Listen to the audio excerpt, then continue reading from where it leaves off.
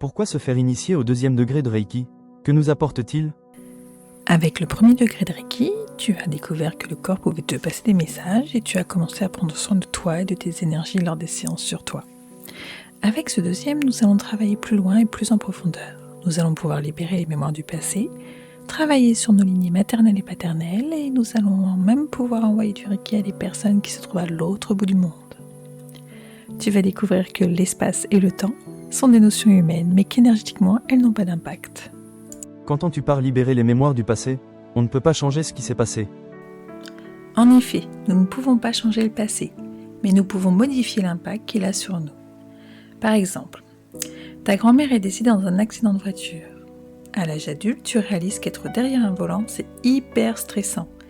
Et tu te limites au trajet essentiel en voiture, alors que tu aimerais tant partir à l'aventure. Il y a de fortes chances pour que tu portes en toi la mémoire de cet accident. En envoyant du Reiki sur la mémoire de cet accident, tu vas pouvoir t'en libérer et conduire ta voiture sans porter les angoisses liées à cet accident. Et ça vaut pour tout, pour la conception, pour la grossesse quand tu étais dans le ventre de ta mère. Il y a plein de petites expériences de la vie qui viennent nous gâcher en fait nos passages à l'acte. Donc là, tu peux en fait venir nettoyer les mémoires pour pouvoir avancer plus sereinement. Tu parles d'envoyer à l'autre bout du monde, mais comment c'est possible? Rien n'est impossible. Et comme je le dis souvent, le Reiki, ça se vit. Ça ne se raconte pas. Dans le sens où ce que l'on raconte paraît souvent inconcevable jusqu'à ce qu'on le vive.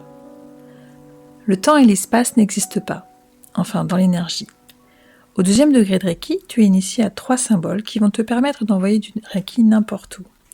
Je parle souvent à mes élèves d'ouvrir un vortex espace-temps qui te connecte à n'importe qui, n'importe où. Quand je raconte ça en début de stage, je sens mes élèves en plein doute.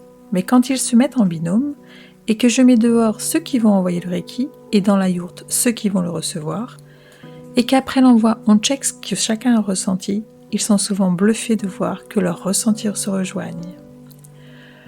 Je sais, ça peut paraître bizarre, mais quand tu as compris que nous sommes tous interconnectés, cette histoire d'espace-temps, ça ne te pose plus vraiment de questions. Que faisons-nous d'autre avec ce 2e degré de Reiki? Alors, ce 2e degré, il te permet d'envoyer à distance, n'importe où à n'importe qui, de faire des envois sur les mémoires de notre passé. On envoie aussi sur nos lignées transgénérationnelles, donc les lignées masculines, féminines, paternelles et maternelles. Et on travaille avec des intentions sur nous. Par exemple, si on a de la colère, des peurs, des besoins, contrairement au 1er degré où nous sommes passifs, ici nous allons à l'aide des symboles travailler avec une intention pendant plusieurs séances.